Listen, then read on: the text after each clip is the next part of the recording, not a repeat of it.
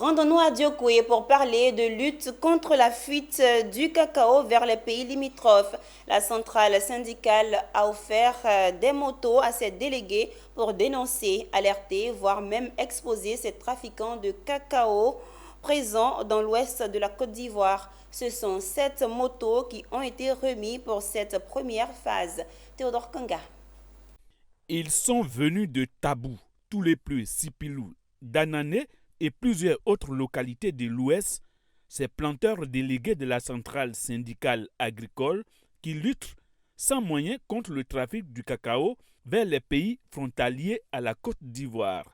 Ils ont reçu des mains du secrétaire national de la centrale syndicale agricole des motos au nom du président Seydou Kébré en vue de lutter efficacement contre le trafic du cacao vers la Guinée et le Libéria. Ce geste intervient suite à plusieurs cas de trafic constatés à ces frontières.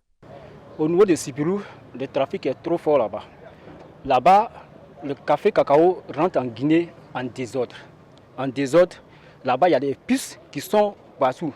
Ils ont pu mettre des machines pour faire des routes pour pouvoir que les trafiquants puissent passer pour pouvoir rentrer en Guinée. Je suis du côté de Tabou, à la frontière Ploro.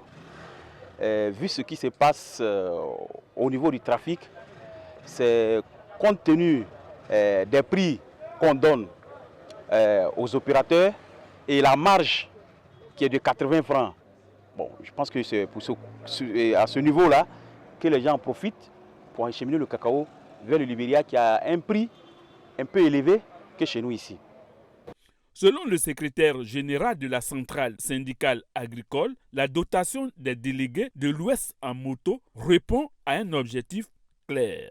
La dotation en moto ce matin obéit à une série d'actions que nous avons commencées depuis un moment parce que nous avons décidé de traquer et d'accompagner l'État de Côte d'Ivoire dans la lutte contre le trafic du cacao hors de nos frontières.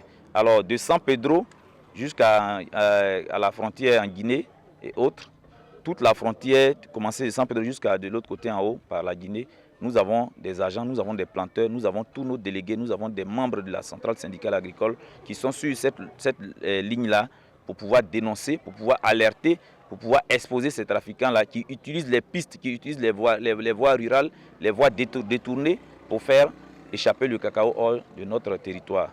Alors donc nous venons ce matin doter nos agents, nos délégués de cette moto-là dans un premier temps pour pouvoir être efficace sur le terrain. Thibaut Yoro a également plaidé pour une franche collaboration avec les forces de l'ordre dans ces différentes localités. La centrale syndicale ne vient pas d'abord se substituer à eux. Nous venons les aider, nous venons les accompagner. Pour rappel, au mois d'août dernier, un camion de 40 tonnes chargé de cacao en partance pour la Guinée avait été saisi à Mans. C'est pourquoi l'État de Côte d'Ivoire doit encourager et donner les moyens adéquats à la centrale syndicale pour aider les forces de l'ordre dans la lutte contre le trafic du cacao vers les pays limitrophes.